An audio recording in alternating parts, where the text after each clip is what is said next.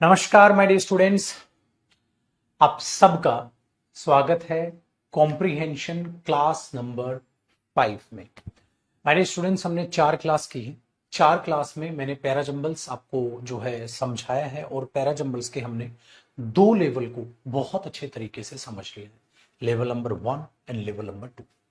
दोनों लेवल पे आपने कुछ ऐसे क्वेश्चंस को देखा जो पैराजंबल से रिलेट करते हैं कि भाई आपको पी क्यू आर एस या ए बी सी डी करके 4 स्टेटमेंट गिवन करेगा, नीचे ऑप्शन देगा और मेरे दोस्त आपको उन ऑप्शंस को मैच करना है।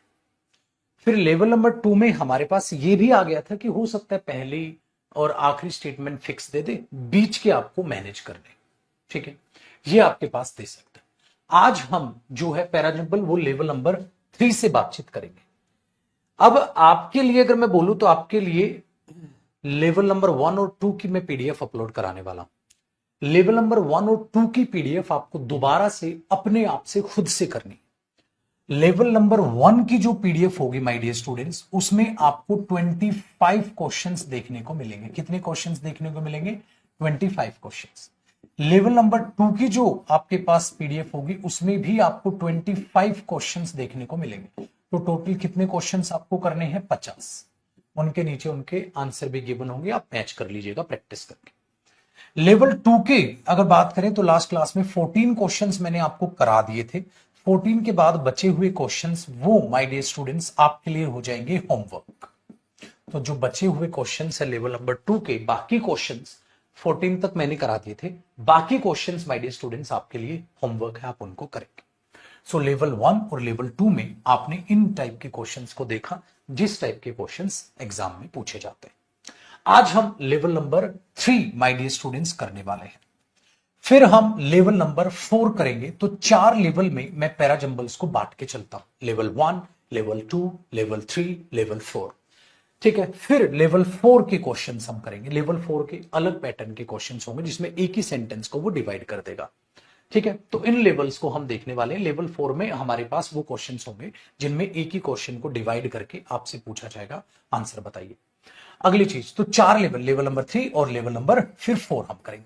फिर जो फाइनल हमारे पास प्रैक्टिस होगी वो हम करेंगे प्रीवियस ईयर क्वेश्चंस, यानी कि PYQs। फिर जो लास्ट हम करने वाले हैं माय डियर स्टूडेंट्स, वो प्रीवियस ईयर क्वेश्चंस की पीडीएफ करेंगे, जो कि लेवल 5 नहीं होगा, वो फाइनल होगा। फाइनल जो हम इसकी पीडीएफ करेंगे। फिर PYQ प्रीवियस ईयर क्वेश्चंस करेंगे और उन क्वेश्चंस में नीचे एग्जाम डेट लिखी होगी, भाई ये इस एग्जाम का क्वेश्चन है, ये इस एग्जाम का क्वेश्चन है, ये इस एग्जाम का क्वेश्चन है। जैसे सीजीएल का क्वेश्चन कर लिया, सीपीओ का क्वेश्चन कर लिया, सीएचएसएल का क्वेश्चन कर लिया, एमटीएस का क्वेश्चन कर लिया, सीडीएस का क्वेश्चन कर लिया। तो मेन एग्जाम जो पैराजंबल्स हैं, तो वो एग्जाम वाइज आपके पास प्रीवियस ईयर क्वेश्चंस को हम करेंगे। तो मेरे दोस्त, ये मेरा वादा है, आपका पैराजंबल्स बहुत ही अच्छा हो जाएगा, बहुत ही अच्छा हो जाएगा।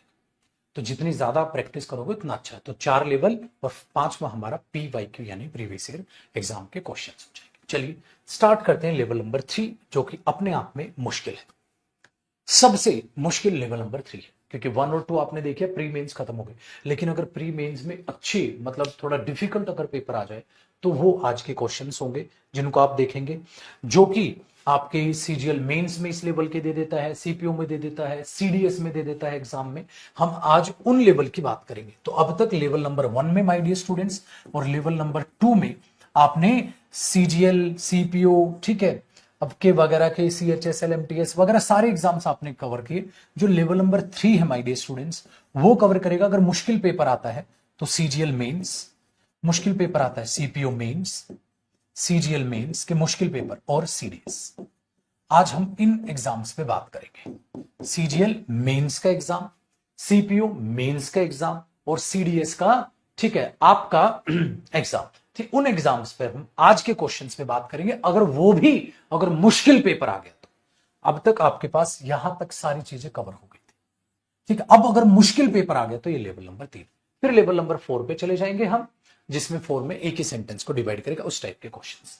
तो स्टार्ट करते हैं आज का माय डियर स्टूडेंट्स पहला क्वेश्चन। आप देखिए, अगर हम पहले क्वेश्चन को देखें माय डियर स्टूडेंट्स, तो आपको भैया मेरे ये है क्वेश्चन नंबर 1, पहला क्वेश्चन।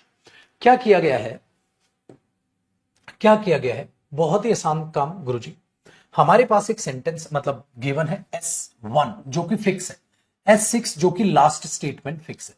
ये पहली स्टेटमेंट फिक्स है, ये लास्ट स्टेटमेंट फिक्स है। बेटा इसके बीच में क्या आएगा, PQRS, वो ऑप्शंस आपको गिवन है, आपको वो समझने हैं। बहुत ही ध्यान से, बहुत ही ध्यान से आपको ये समझ के चलना है, ठीक है, डन। अब देखिए जरा कैसे कैसे। बेटा स्टेनो का बहुत ही आसान लेवल होता है, वो CHSL और MTS में ही स्टेनो कवर हो जाता है ऑटोमेटिकली। आप करेंगे ना प्रीवियस ईयर किसी भी एग्जाम के, ठीक है, आप जाके गूगल पे डाल दें, सारे previous year exam question paper आ जाएंगे, आप करें। और प्रीवियस ईयर मैं भी आपको सबसे लास्ट में कराऊंगा लेवल नंबर 4 के बाद। आज 3 खत्म करते हैं। देखो बेटा अब इसके क्वेश्चन आपको करने हैं और मेरे साथ साथ ध्यान से समझिएगा। So question number 1 my dear students, आप एक बार ध्यान से देख लें और समझने की कोशिश करें, मेरे साथ जुट जाए। इसमें भी आपके पास आसान लेवल क्वेश्चन भी है सारा, तो ये लेवल मतलब ये कहो 1 और 2 इसमें मिक्स है, लेवल 1 और 2 इसमें मिक्स है। ये आपका मिक्स लेवल के क्वेश्चंस है जो आज आपको करने हैं मित्रों। देखो भैया क्वेश्चन नंबर 1 से आप लग जाइए। 1 में क्या कहता है, I had spent many nights, मैं कई रातें बिता चुका हूं। ये बैंकिंग लेवल भी है, बैंकिंग CDS वगैरह सारे ये लेवल है बेटा, इससे बड़ा पैराजंबल आ ही नहीं सकता पेपर में, ठीक है ना। चाहे कोई भी एग्जाम हो, चाहे आपका CDS हो, चाहे आपका CGL मेंस हो, चाहे CPO मेंस हो, चाहे इवन बैंकिंग लेवल हो, इससे बड़ा क्वेश्चन आपको एग्जाम में दिखेगा नहीं। I had spent many nights, मैंने कई रातें बिताई इन द जंगल, जंगल में, लुकिंग फॉर गेम, गेम को ढूंढ रहा था भैया। But this was the first time, but ये पहली बार था, I had ever spend a night looking for a man eater, मैंने पूरी रात बिता दी क्या ढूंढने के लिए, मैन ईटर ढूंढ रहा था वो, आदमी खाने वाला, उसे वो दाना मिल जाए, ठीक है भैया। अब आपको बताना है इनमें से आगे क्या रहा होगा। तो कई रातें उसने जंगल में बिताई हैं, लेकिन एक रात उसने बिताई मैन ईटर को ढूंढने के लिए। आगे सुनिएगा बेटा, कहता है I bitterly regretted the impulse that had induced me to place myself at the man eater's mercy। मैं घबरा गया, कुछ हुआ होगा भैया, मैं घबरा गया और मैंने अपने आप को मजबूर पाया किस चीज के सामने, किसके सामने, मैन ईटर्स मर्सी, बस वो मुझे ना खाए या दया भावना दिखाए, ठीक है, जो भी हुआ हो, कुछ हुआ होगा यार। अच्छा, the length of the road immediately in front of me was brilliantly lit by moon, but to right and left the overhanging trees cast dark shadows, and when the night wind agitated the branches and the shadow moved, I saw a dozen tigers advancing on me। अब ध्यान से सुनो, एक बता रहा है, कहता है जो रोड की एक लेंथ थी, घना जंगल था, मतलब पेड़ पौधे थे, हवा चल रही थी, ठीक है, तो उधर वो शेडो मूव कर रही थी और ऐसा लग रहा था जैसे हजारों, डजन्स की तादाद में, डजन, ठीक है, करीब करीब टाइगर मेरी तरफ बढ़ रहे हैं, कुछ सीन क्रिएट कर रहा है वो। आगे देखो बेटा, एज द ग्रे डाउन, जैसे ही रात बीती, वॉज लाइटिंग अप, हाँ, the snowy range which I was facing, I rested my head on my drawn up knees, फिर मैंने क्या किया, अपना सर जो है ऐसे, ठीक है, नीज पे रख लिया, ठीक है। आगे देखिए, I lack the courage to return to the village, मैंने हिम्मत जुटाई कि चलो भाई गांव वापस चले, ठीक है, रिटर्न कर लूं। अच्छा एक बात बताओ, मैंने हिम्मत जुटाई चलो गांव, बेटा एक बात बताओ, यहां अगर आप देखोगे कि मैंने हिम्मत जुटाई, ठीक है, चलो यार गांव चलते हैं वापस, ठीक है, हाँ, and admit I was too frightened, और माना कि मैं बहुत डरा हुआ था भाई, मैं डर गया था, to carry out my self imposed task, कि मैं उसको आगे चीजों को कोशिश करूं, और मेरे दांत टक टक टक टक टक खट खट खट खट कर रहे थे, ठीक है, जिसको आप चैटरिंग बोल देते हैं। एज मच फ्रॉम फियर, डर की वजह से, एज फ्रॉम कोल्ड, मुझे ठंड भी लग रही थी।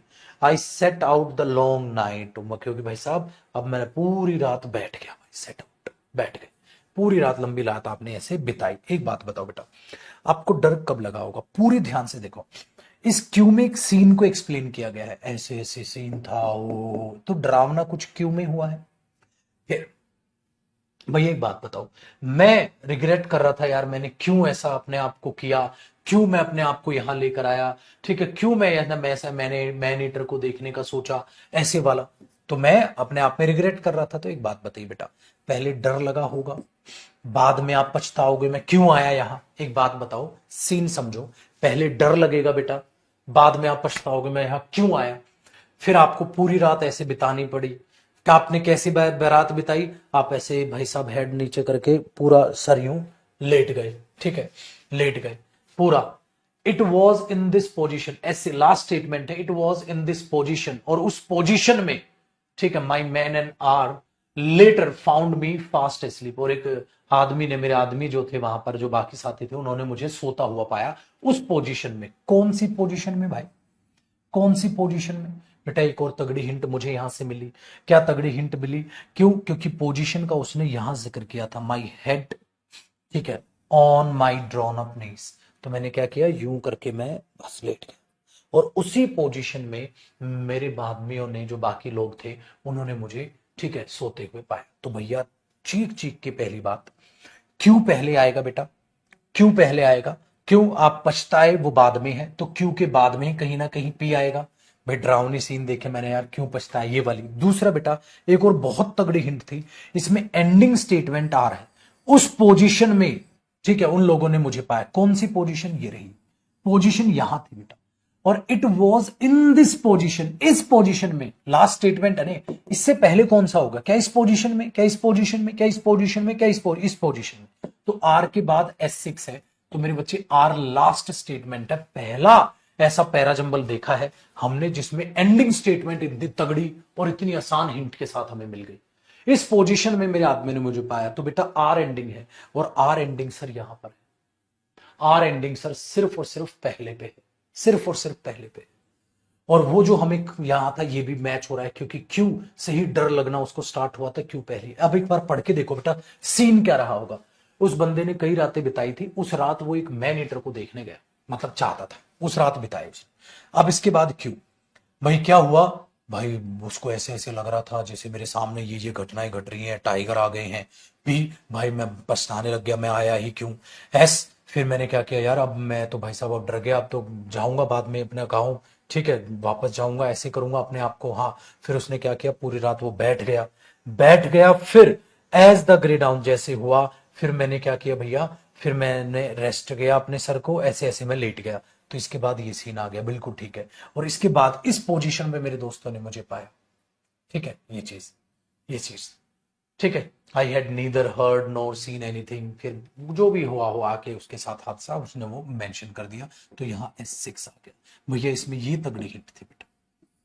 अब इस पर ध्यान अगर नहीं जाता, या दूसरी घटनाएं जो मैंने एक्सप्लेन की, या रिग्रेट, मुझे पता पछतावा, मैं आया ही क्यों, तो बेटा कुछ बुरा हुआ होगा तभी तो आप पछताओगे ना, मैं आया ही क्यों। पहले पछताओगे ये सीन तो होगा नहीं, पहले ये घटना घटी होगी।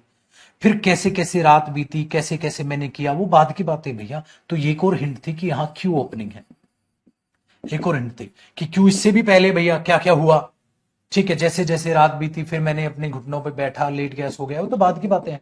फिर मैंने ऐसा डर लग गया, डर कब लगेगा, जब घटना घटेगी। तो इससे भी पहले क्यों है, इससे भी पहले क्यों है। पछतावा कब करोगे, जब कोई घटना घटेगी, इससे भी पहले क्यों है। तो इसमें दो हिंट थी, क्लोजिंग, ओपनिंग, तगड़ी हिंट थी। अगर आप क्लोजिंग क्यों ढूंढ लेते तब भी ए आंसर था, मतलब ओपनिंग क्यों ढूंढते, क्लोजिंग आर ढूंढते तब भी ये आंसर था। मतलब एग्जामिनर ने ये ओपनिंग और क्लोजिंग स्टेटमेंट पे क्वेश्चन दिया था। बड़ा आसान, देखने में कितनी बड़ी चीज थी। तो ऐसा नहीं देखना कि बड़ी लेंथ है तो ये, बट स्टोरी बेस्ड चीजों को समझना पड़ेगा। अब आपने क्या समझे, बड़ा बच्चा बनना पड़ेगा आपको, ये देखना पड़ेगा बेटा कौन सा काम पहले होगा, इफेक्ट बाद में आएगा, पहले इफेक्ट का। अब ये इफेक्ट बाद में आएगा, पहले डर लगेगा, तब आप पछताओगे यार ऐसा मैंने क्यों किया। समझ में आई बात? आगे बढ़ी, इस तरीके के लेवल के क्वेश्चन है। आइए अगला क्वेश्चन नंबर 2 है बेटा, ये यहां से क्वेश्चन नंबर 2 की बात करते हैं। Question number 2 my dear students, क्या कहता है भैया 2 में देखो, one day her mother having made some cakes, एक दिन उसकी मम्मी ने कुछ केक्स बनाए। सेट टू हर, उसको कहा, गो माय डियर, जा मेरी बच्ची, and see how your grand mother is doing, देख के यार तेरी दादी कैसी। क्यों? क्योंकि आई हियर, मैंने सुना है, शी हैज बीन वेरी, वो बीमार पड़ी हुई है। टेक हर अ केक, उनके लिए केक ले जा, and this little pot of butter, और ये बटर ले जा। भाई कहानी यहां से शुरू हुई है, क्योंकि पहला और छठा फिक्स है। तो एक दिन उसकी मम्मी ने केक बनाया, बोली जा अपनी दादी को देख के, दादी कहीं और रहती होगी, तेरी दादी बीमार चल रही है, मैंने सुनने में आया है, उसको उनके लिए केक ले जा और ये बटर ले जा, ठीक है। तो किसको भेजा उसने, हाउ योर ग्रैंड मदर। तो वन डे हर मदर मतलब लड़की की मम्मी ने उसको भेजा। अब आगे, ही आस्क्ड हर, है यहां तो मम्मी और बेटी का जिक्र है। He asked her where she was going. अब यहां से चालू ना बेटा, इनके बीच में क्या आएगा, यहां से चालू। उसने उस लड़की से पूछा कहां जा रही हो तुम। द पुअर चाइल्ड, उस बच्चे ने, हु डिड नॉट नो, जिसको नहीं पता था, इट वॉज डेंजरस, डेंजरस है to stay and talk to a wolf, लोमड़ी से, वुल्फ से बात करना मतलब खतरनाक है। सेड टू हिम, ठीक है, said to him I am going to see my grand, मैं तो अपनी ग्रैंड मदर के पास जा रही हूं, and carry her a cake, उनके लिए केक लेके जा रही हूं और बटर लेके जा रही हूं अपनी मम्मी से। तो उसने ये बोला। अच्छा बोलेगी कब, जब उससे कोई पूछेगा। तो इसका मतलब ये इसी ने पूछा है उससे, he asked her where she was going, कहां जा रही हो तुम, और ये उसने आंसर किया होगा भैया, ये उसने आंसर किया होगा भैया, यही तो बात बनने लग रही है। उसने उससे पूछा होगा तो उसने आंसर, बेटा एक बात बताओ, आंसर कब करोगे, जब पूछा जाएगा। तो पहले पूछेगा तभी तो आंसर आएगा। ये तो आंसर किया उसने, पुअर बच्ची ने आंसर किया कि मैं तो अपनी दादी के पास जा रही हूं, लिखा है बेटा। इट वॉज, उसको नहीं पता था कि ऐसे नहीं होना। सेड टू हिम, उसको जब कहा आई am going, I am going, मैं तो जा रही हूं, तो उस बच्ची ने उस सेड टू हिम, उस वुल्फ को कहा मैं तो जा रही हूं दादी के पास ऐसे ऐसे लेके। तो बेटा पहले क्वेश्चन पूछेगा बाद में तो आंसर करेगा। इसका मतलब पी और क्यू एक साथ लग रहा है हमें। आगे देखते हैं। As she was going through the wood, जंगल से जब वो जा रही थी, she met with a wolf, ओ वो एक वुल्फ से मिली। अच्छा बेटा वुल्फ से बाद में मिलेगी, बाद में उस वुल्फ ने उससे कुछ पूछा होगा, बाद में उसने उस वुल्फ से कुछ आंसर किया होगा, सबसे पहले तो वो मिलेगी। इसका मतलब आर ओपनिंग लग रहा है, इससे पहले लग रहा है, इससे भी पहले आ रहा है और इससे भी पहले आ रहा है, ठीक है। तो पी और क्यू से पहले कहीं आर लग रहा है। आगे देखो, फिर उसने पूछा, हाँ तो who had great mind to eat her up, और के वुल्फ के दिमाग में था इसको खा लू मैं। ही डेयर नॉट, बट उसकी हिम्मत नहीं थी, क्यों, क्योंकि कुछ would cutters near by forest में काम कर रहे थे तो उनको डर था, ठीक है। शी सेट आउट इमीडिएटली, वो जल्दी से बाहर गई, to go to her grandmother, अपनी दादी के पास जाने के लिए, who lived in another village, जो कि वो दूसरे गांव में रहती थी। है वो भाई, वो जल्दी से बाहर निकली जाने के लिए ग्रैंड मदर के पास जो दूसरे गांव में रहती थी। बेटे एक बात बताओ, वो निकली कब निकली, जब उसकी मम्मी ने कहा। ओ भाई, आर पी क्यू से पहले आएगा पक्का, क्योंकि पहले वो वुल्फ से मिलेगी, बाद में वुल्फ से क्या बातें हुई, ये वो सीन है। तो पी और क्यू से पहले पक्का आर है। देखो बेटा, पी और क्यू से पहले आर नहीं है, पी और क्यू से पहले आर है, पी और क्यू से पहले आर नहीं है, पी और क्यू से पहले आर है। अब आपको यह सोचना है मेरे बच्चे, एस पहली स्टेटमेंट है यार, सर एस पहली स्टेटमेंट हुई, क्यों, उसकी मम्मी ने कहा जा अपनी दादी को केक वेक दिया, फिर वो बाहर निकली, जो कि उसकी दादी दूर रहती थी, फिर वो जाने लग गई। फिर आर, जैसे ही वो गई जंगल के थ्रू वो जा रही थी, बेटा यहां से जाना चालू किया ना, तो भैया एस ओपनिंग हुआ, यहां से निकली है ना वो, सी सेट आउट, फिर वो निकली इमीडिएटली, तुरंत से वो निकली जाने के लिए, उसकी जो दादी है वो दूसरे गांव में रहती थी। आर, जैसे वो जंगल से फिर जा रही थी, उसे एक वुल्फ मिली, पी वुल्फ ने ये पूछा, उस लड़की ने ये रिप्लाई किया। तो पी और क्यू भी एक साथ है, वो तो हमने देख भी लिया था, पी और क्यू इसमें भी एक साथ है, इसमें भी। लेकिन बेटा एस एंडिंग कैसे कर लोगे तुम, जो बच्चे एस एंडिंग लिख रहे हैं, मां कसम थोड़ी शर्म कर लो मेरे बच्चे, इतनी प्रैक्टिस कराने के बाद हाथ जोड़ के रिक्वेस्ट कर रहा हूं, थोड़ी शर्म लाज रख लो। एस एंडिंग कैसे कर सकता है तू, वो जल्दी से अपनी दादी के यहां जाने के लिए निकली, जो दूसरे गांव में रहती थी, वो जल्दी से अपनी दादी के यहां जाने के लिए निकली, जो कि दूसरे गांव में रहती थी। कब निकलेगी वो दादी के जाने के लिए, जब उसकी मम्मी बोलेगी जा बेटा अपनी दादी को ले आ, जा अपनी दादी को ले आ। फिर दूसरा, उसके बाद जो लास्ट स्टेटमेंट है उसमें क्या लिखा है, does she live far off, she said the wolf, wolf ने कहा, वुल्फ कब, वुल्फ का जिक्र यहां चल रहा है, पी में, क्यू में, आर में, एस में वुल्फ का जिक्र है ही नहीं, तो एस के बाद तू एस सिक्स कैसे बोल देगा भाई, एस के बाद एस सिक्स कैसे बोल देगा भाई, एस के बाद तू एस सिक्स कैसे बोल देगा, फिर ये तो स्टार्टिंग होगा, और एस के बाद आप एस सिक्स कैसे बोल दोगे, लास्ट स्टेटमेंट ये बोल पाओगे। वुल्फ ने उसको पूछा था, वुल्फ ने उससे कहा था, अरे भाई वुल्फ यहां जिक्र है, यहां थोड़ा ना जिक्र है, वो जल्दी से निकली अपनी दादी के यहां जाने के लिए। भाई स्टोरी को समझो, अपनी दादी के यहां जाने के लिए तब निकली जब उसकी मम्मी कही कि जा दादी के यहां चली जाए।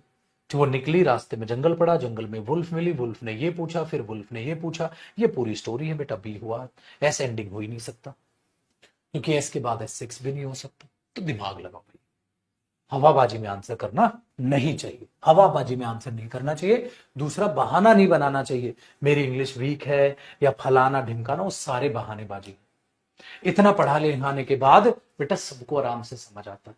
इसके बाद भी अगर तुम्हें बहाने बनाना है, सर मेरी अंग्रेजी वीक है, फलाना ढिमकाना, बेटा तो आप पूरी ताउम्र बहाने बनाता रह जाएगा, ताउम्र बहाने बनाता रह जाएगा। ये बात याद रखो। चलो आगे आओ।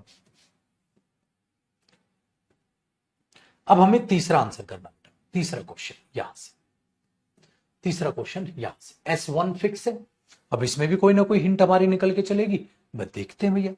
तीसरा देखते हैं बेटा, ध्यान से सुनिएगा। कहता है व्हेन आई वाज अलाइव, जब मैं जिंदा था, and had a human heart, जब मेरा ह्यूमन हर्ट होता था, आंसर्ड द स्टैचू, स्टैचू ने आंसर किया। I did not know what tears were, मुझे नहीं पता था आंसू क्या होते हैं। क्यों? I lived in a palace, मैं पैलेस में रहा, ठीक है, where sorrow is not allowed to enter, जहां दुख आ ही नहीं सकता था। देखो एक स्टैचू है, वो कह रहा है जब मैं इंसान था मुझे पता ही नहीं था आंसू क्या होते हैं, दुख क्या होता है, क्योंकि मैं एक महल में रहता था और महल में दुख का आना मना था, मतलब मौज मस्ती थी। तो जब मतलब वो तो मर चुका, वो स्टैचू है, तो ये एक स्टैचू है, वो ये बातें कर रहा है ना बेटा। ऐसा सीन है कि जब मैं जिंदा था तो भाई बड़ा मस्त रहता था, मेरे को नहीं पता था दुख क्या होता। आगे बढ़ो, ये इसके बाद यहां पर कुछ आएगा next. So I lived and so I died, वैसे ही मैं जिया और वैसे ही मैं मरा। कैसे? पता नहीं भाई, बताएगा। राउंड द गार्डन, गार्डन के राउंड में ran run a very lofty wall, garden garden के आसपास वॉल थी, but I never care to ask what live beyond it, दीवार के पीछे क्या है मैंने पूछा ही नहीं। Everything about me was so beautiful, मेरे लिए तो वही बढ़िया था, मजा आ रहा था। नेक्स्ट, माई कंट्रेर जो थे called me the happy prince, मुझे वो हैप्पी प्रिंस बुलाते थे। The happy indeed I was if pleasure be happiness, अगर प्लेजर हैप्पीनेस था तो मैं खुश था भाई, मजे में। इन द डे टाइम में I prayed with my companions, मैं प्रे करता था इन द गार्डन, हाँ, and in the evening I led the dance in the great hall, और मैं डांस करता था, खत्म। अरे भाई ये तो बहुत आसान, मतलब पूरी जिंदगी उसकी मस्त कटी। ऐसे ही मैं जिया और ऐसे ही मैं मरा। कैसे जिए और कैसे मरे? बेटा एक बात बताओ, आप इतनी तगड़ी हिंट है, एंड ध्यान से सुनना, फिर एक और हिंट है, and now that I am dead, और अब मैं जबकि मर चुका हूं, क्योंकि स्टैचू है ना वो, they have set me up, और अब उन्होंने इतनी ऊंचाई पे मुझे स्टैचू बना के लगा दिया। एक बात बताना बेटा, इन तीनों का लिंक देखो। सो I lived so I died, ऐसे ही मैं जिया और ऐसे ही मैं मरा। कैसे? ऐसे ऐसे ऐसे। भाई तुम्हें नहीं लग रहा पी क्लोजिंग स्टेटमेंट है? तुम्हें नहीं लग रहा इसके इसके इसके बाद में आएगी क्या?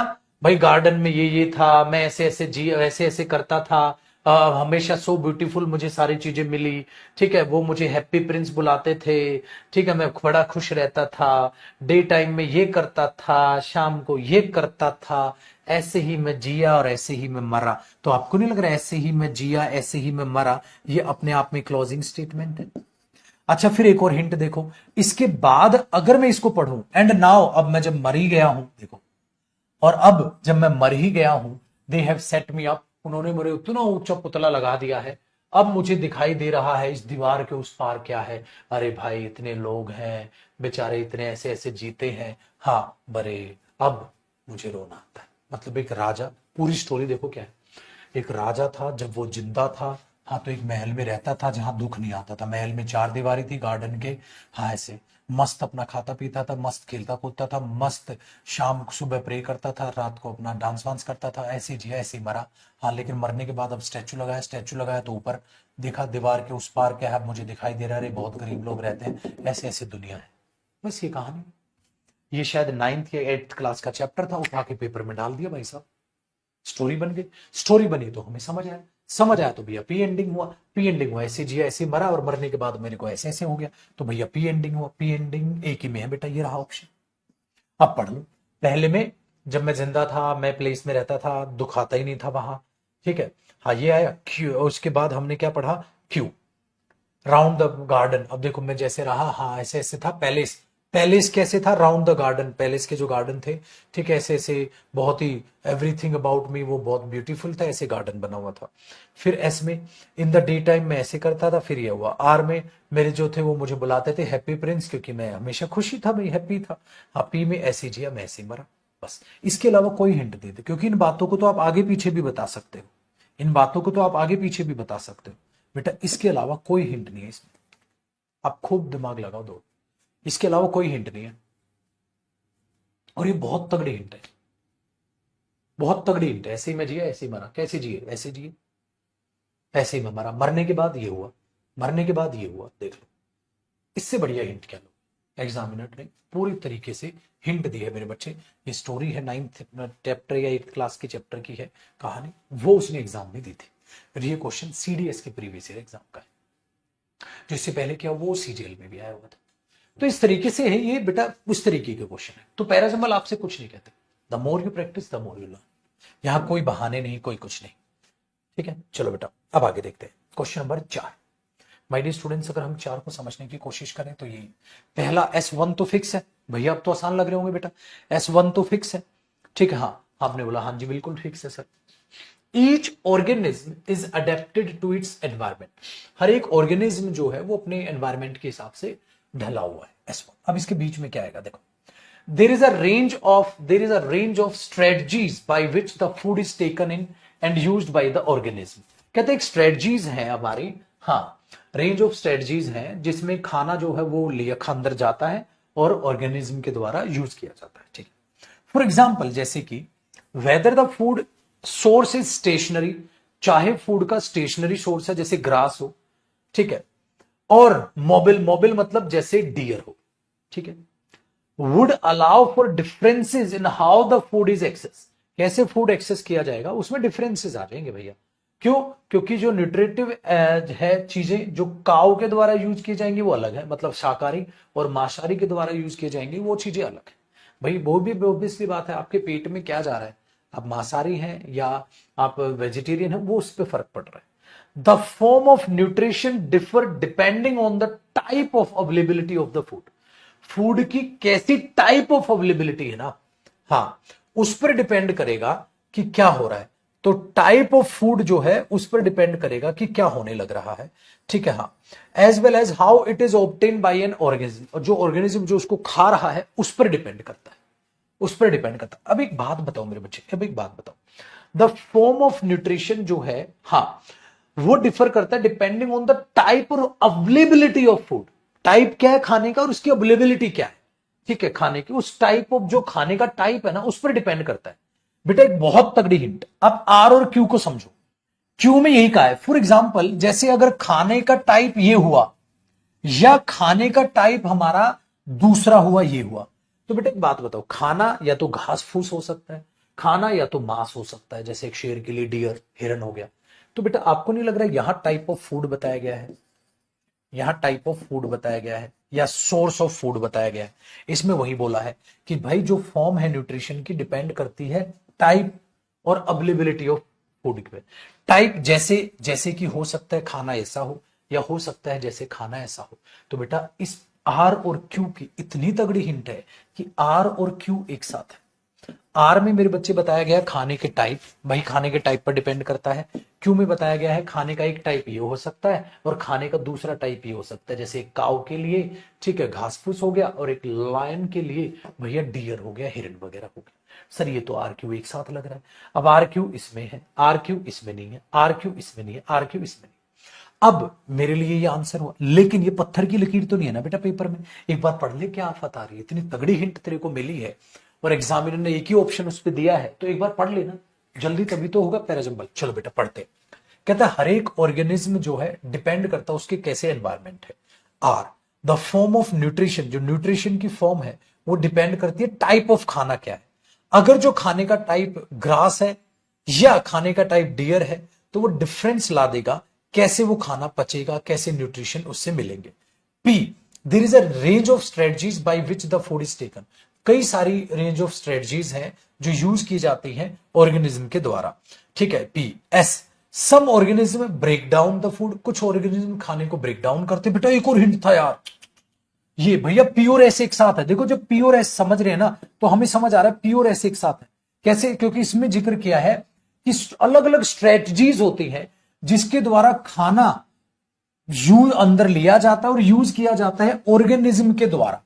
क्या करता है, कुछ ऑर्गेनिज्म उसको ब्रेक डाउन करते हैं खाने को आउटसाइड ठीक द बॉडी एंड एब्जॉर्ब करते हैं, और दूसरे ऑर्गेनिज्म क्या करते हैं टेक द होल मटेरियल ले लेते हैं और break it in down inside their body, और अपनी बॉडी के इनसाइड अंदर ब्रेक करते हैं। आ जाओ भैया, यही तो था कि अलग अलग स्ट्रेटजीज हैं कैसे ऑर्गेनिज्म काम करता है।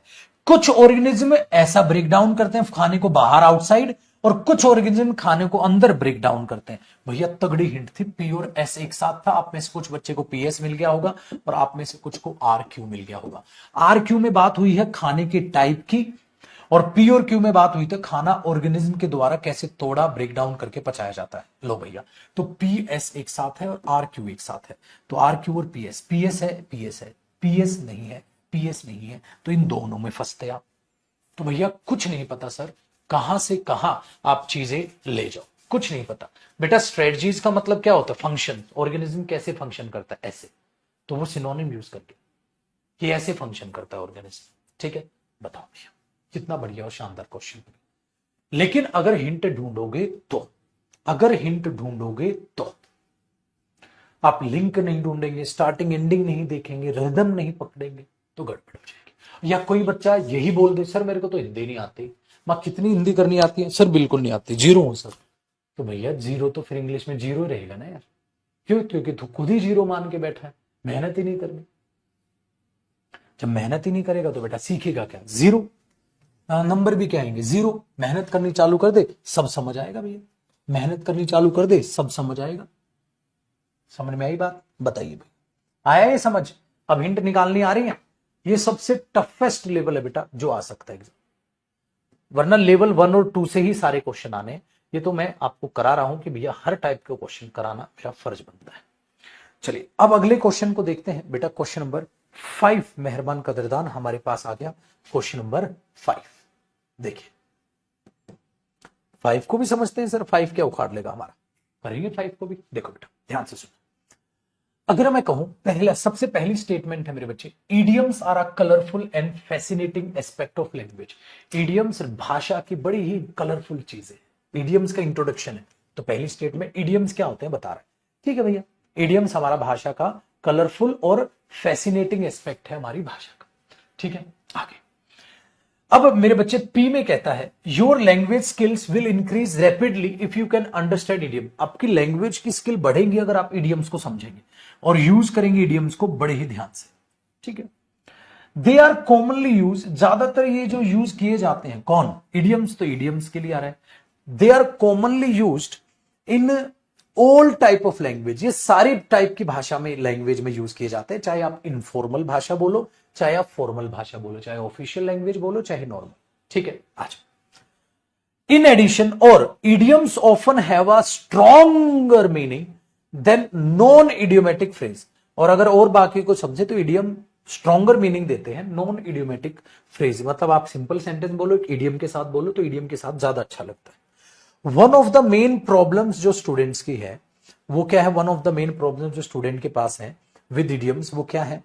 It is often impossible to guess the meaning of an idiom from the word. भाई वर्ड जो है स्टूडेंट की सबसे बड़ी प्रॉब्लम है कि वर्ड जो है, ठीक है ना, हाँ, वो अपने आप में कैसे उस मीनिंग देंगे वो स्टूडेंट नहीं समझ पाते हैं। ये स्टूडेंट की सबसे मेन प्रॉब्लम है। अगर आप एस देखोगे ना, हाँ, तो बेटा आपको किसी से भी रिलेटेड होता नजर नहीं आएगा। क्यों? क्योंकि यहां स्टूडेंट की कोई भी बात नहीं हुई, कहीं भी बात नहीं, कहीं भी स्टूडेंट की कोई बात नहीं। तो क्या करें सर? इसको समझने के लिए बहुत बढ़िया चीज है, हिंट मिल गई है। इडियम्स बड़े ही अच्छे होते हैं अगर आप भाषा में देखें तो। अब ध्यान से सुनो, फिर मेरे बच्चे वो कहने लग रहा है क्यों में। कैसे? कैसे देखो, कहता है अगर इडियम्स को समझे तो बहुत ही फैसिनेटिंग चीज है भाषा में यूज करे तो। They are commonly used all types of language, हर एक भाषा में यूज होता है, चाहे इनफॉर्मल भाषा हो चाहे फॉर्मल भाषा। बेटा ये दो रिलेट कर रहे हैं बस S1 के बाद। क्यों? पता है क्यों? क्योंकि यहां इडियम्स की डेफिनेशन है। डेफिनेशन सबसे पहली चीज है कि इडियम्स भाषा में यूज किए जाते हैं। हाँ, दे आर कॉमनली यूज्ड, यहां भी क्या था? भाषा में यूज किए जाते हैं। कलरफुल और फैसिनेटिंग एस्पेक्ट है भाषा का। हाँ, और ये हर एक टाइप की भाषा में यूज होते हैं, चाहे इनफॉर्मल भाषा हो, चाहे फॉर्मल भाषा हो, चाहे स्पोकन हो, चाहे रिटन हो। मेरे बच्चे इसी की तो एक्सप्लेनेशन। अब आप इडियम्स की अगर डेफिनेशन बताओगे पाजी, ऐसे ही तो बोलोगे, इडियम्स हर एक भाषा में यूज किए जाते हैं। इडियम्स यूज किए भाषा के लिए बहुत ही इंपॉर्टेंट एस्पेक्ट है। हर एक भाषा में यूज होते हैं, चाहे इनफॉर्मल भाषा हो चाहे फॉर्मल। बेटा अब डेफिनेशन पूरी हुई इसकी क्यू में। अब क्यू ओपनिंग इसमें दिया है, फिर से तो पत्थर की लकीर तो है नहीं भैया, मेरे को तो हिंट मिली, पत्थर की लकीर तो है नहीं बेटा, पत्थर की लकीर नहीं है तो एक बार पढ़ के देख लो। देखो इडियम्स बहुत ही जरूरी एस्पेक्ट है भाषा का, ये हर एक टाइप की भाषा में इस्तेमाल होते हैं, चाहे इनफॉर्मल भाषा हो चाहे फॉर्मल हो। पी, योर लैंग्वेज स्किल, आपकी लैंग्वेज स्किल बढ़ जाएंगी अगर आप इडियम्स को अच्छे से समझेंगे। S, one of the main problem जो स्टूडेंट के होते हैं, मीनिंग नहीं निकाल पाते हैं। R, in addition idiom often have stronger, अरे एक और sorry, stronger meaning than non idiomatic phrase. ये भी था बेटा, ये भी था, क्योंकि इसने जिक्र किया था कि क्या होता है, एक आप ये देख रहे थे एस और आर एक साथ है। कैसे एक साथ है बेटा, जब आप पढ़ोगे ना पेपर में ऑटोमेटिकली कि भैया एक प्रॉब्लम यह है स्टूडेंट की कि वो जो है बेचारे मीनिंग नहीं समझ पाते हैं इडियम का, कि एक इडियम क्या मीनिंग दे रहा है, क्योंकि जो मीनिंग निकल रहा होता है उससे कुछ मतलब कुछ हो रही आता है। हाँ, और साथ साथ इन एडिशन साथ साथ इडियम्स क्या करते हैं, एक स्ट्रॉन्ग मीनिंग दे देते हैं नॉन इडियोमेटिक फ्रेज से। तो बेटा यहां भी उसके मीनिंग का जिक्र है, यहां भी कि बच्चे मीनिंग नहीं समझ पाते हैं, और साथ साथ ये जो मीनिंग है ये स्ट्रॉन्ग मीनिंग दे देते हैं नॉन इडियोमेटिक। सिंपल स्टेटमेंट के मुकाबले इडियोमेटिक स्टेटमेंट ज्यादा मीनिंग देती है। तो भैया ये और ये एस और आर एक साथ था, एस आर यहां नहीं, एस आर यहां नहीं, एस आर यहां था और यहां था, तो आप दो ऑप्शन में फंसते, फिर घूम फिर के आपको क्यू ओपनिंग देखना पड़ता। भाई ये एस आर की वजह से ये कट जाता, फिर यहां दो फंसते।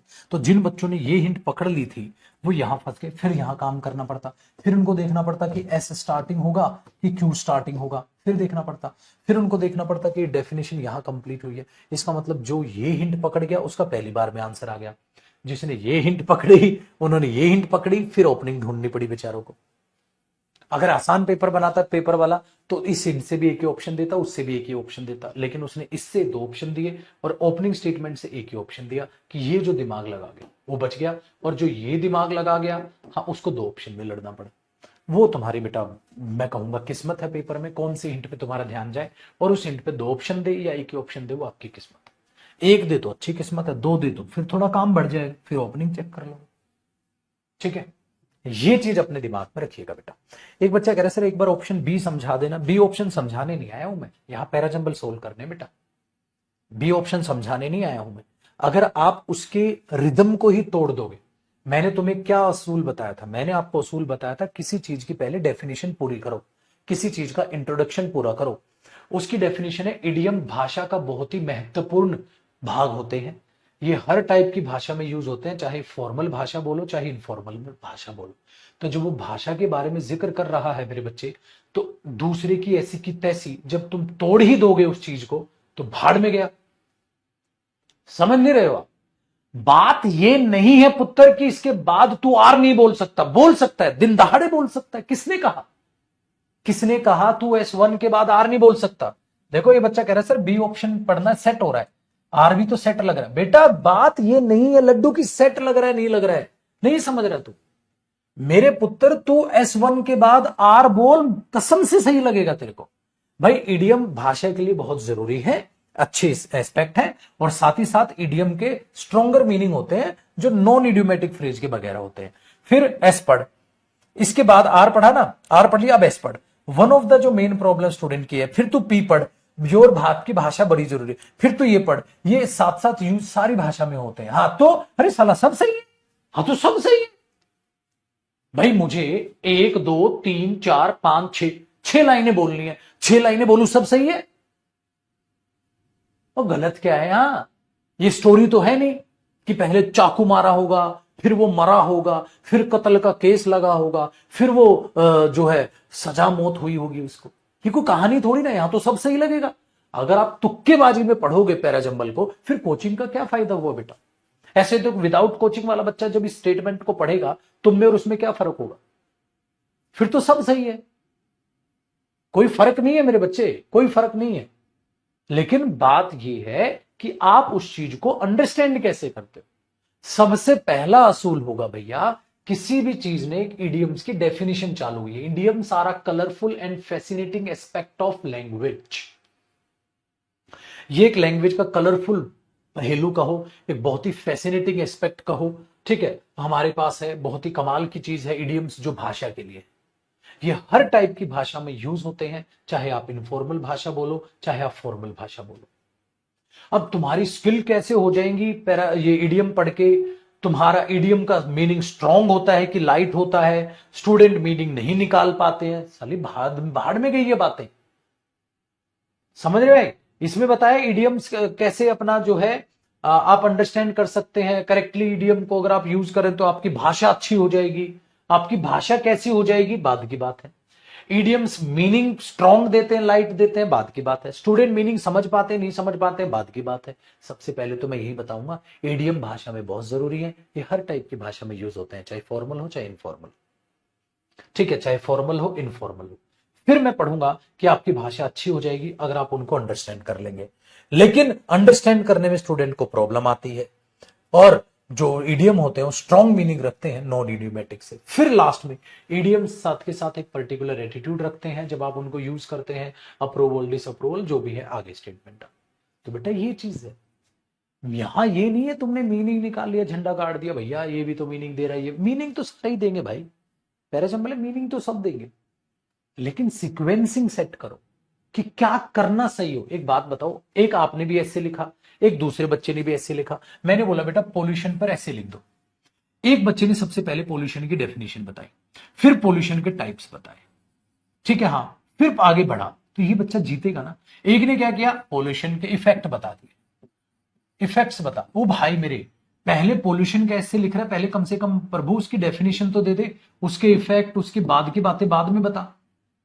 तो पहले पोल्यूशन की डेफिनेशन, फिर पोल्यूशन के टाइप, फिर आगे चीजों को चलाना था, इफेक्ट वगैरह कैसे हम बच सकते हैं, फिर अपना पॉइंट ऑफ व्यू देना था।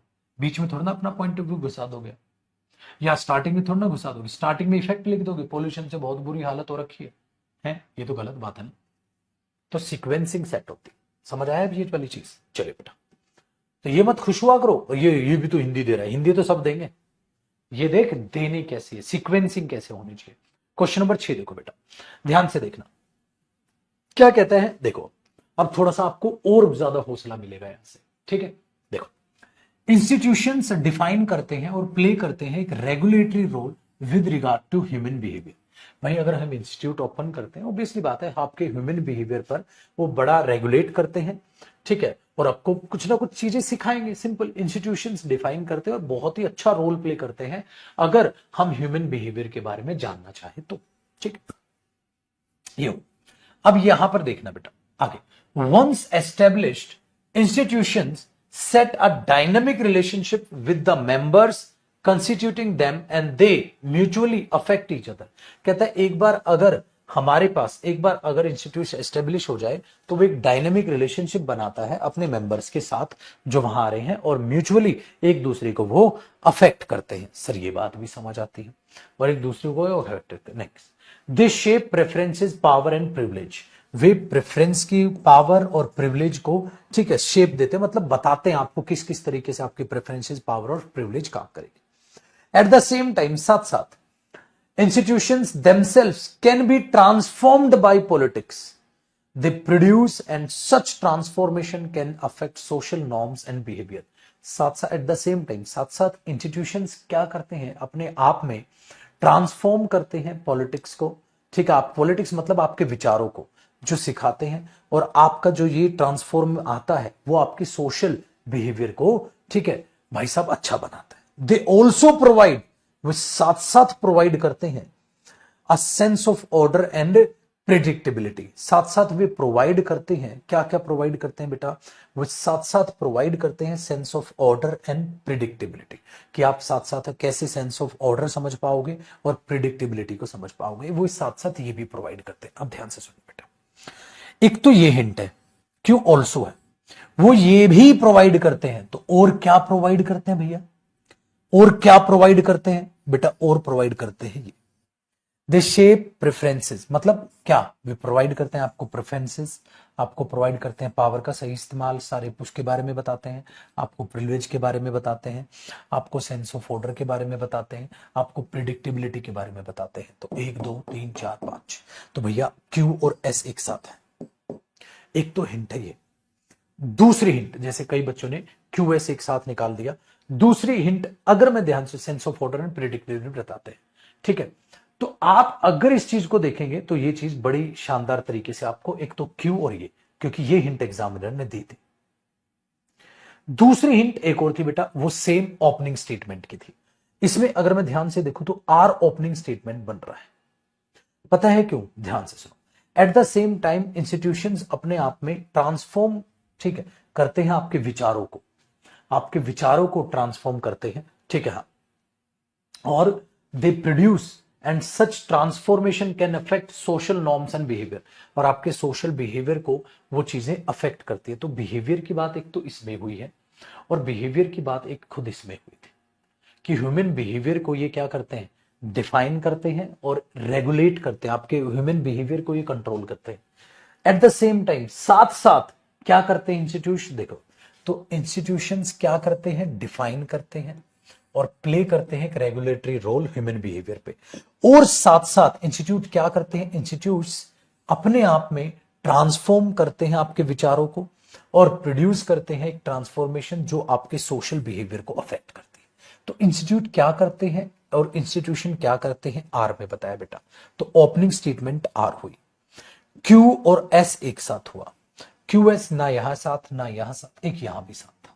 मतलब हमेशा एग्जामिनर इतनी चाल तो खेलेगा ही, आप क्यू एस पकड़ते फिर आपको ओपनिंग देखना पड़ता, आर या क्यू, ठीक है। अब मैं क्यू ओपनिंग दे, शेप प्रेफरेंसेस, शेप यहां तो बात कर रहा है वो क्या क्या डिफाइन करते हैं, यहां भी वही बात करता है, the same time, at the same time, और साथ साथ, किसके साथ साथ, इसके साथ साथ, तो ये चीज किसी से जुड़ेगी, ठीक है। इसके साथ साथ वे अपने आप में आपको ट्रांसफॉर्म करते हैं आपके विचारों को, ठीक है। तो themselves can be transformed by politics, आपके जो विचार हैं उसके हिसाब से वो चलेंगे और प्रोड्यूस करेंगे ऐसी ट्रांसफॉर्मेशन जो आपके सोशल बिहेवियर को संभालेगी या अफेक्ट करेगी। तो भैया मेरे इसके बाद ये फंक्शनिंग थी। अब इसको पढ़ो बेटा, पत्थर की लकीर तो है नहीं पेपर में, अब पढ़ लो। देखो, इंस्टीट्यूशंस एक रेगुलेटरी डिफाइन करते हैं और हमारे सोशल बिहेवियर पर, ठीक है, रेगुलेट करते हैं, चीजों में एक इंपॉर्टेंट रोल प्ले करते हैं। फिर आर पढ़ा, at the same time, at the same time institution ये करते हैं। फिर पी पढ़ा, वंस एस्टेब्लिश इंस्टीट्यूशन, ठीक है, एक डायनामिक रिलेशनशिप बना लेता है वो जो उनके साथ है और म्यूचुअली इफेक्ट करते हैं चीजों को। क्यों? दे शेप प्रेफरेंसेस, ठीक है, पावर एंड प्रिविलेज। फिर एस मैंने बता दिया था, they also provide sense of order. तो ये प्रोवाइड करते हैं, शेप और प्रोवाइड करना बिल्कुल सेम बात होगी बेटा। दे शेप, वो ये करते हैं और साथ साथ ये चीजें प्रोवाइड करते हैं। तो बेटा ये शेप और ये सिनोनिम की तरह साउंड कर रहा है। वे आपकी प्रेफरेंसेस बताते हैं, पावर प्रिविलेज बताते हैं, वे आपको सेंस ऑफ ऑर्डर बताते हैं और प्रिडिक्टेबिलिटी बताते हैं। तो ये बताते हैं, ये बताते हैं, तो क्यों और ऐसे एक साथ हो। तो भैया ये चीज, तो एग्जामिनर जान पूछ के बेवकूफ बनाता है।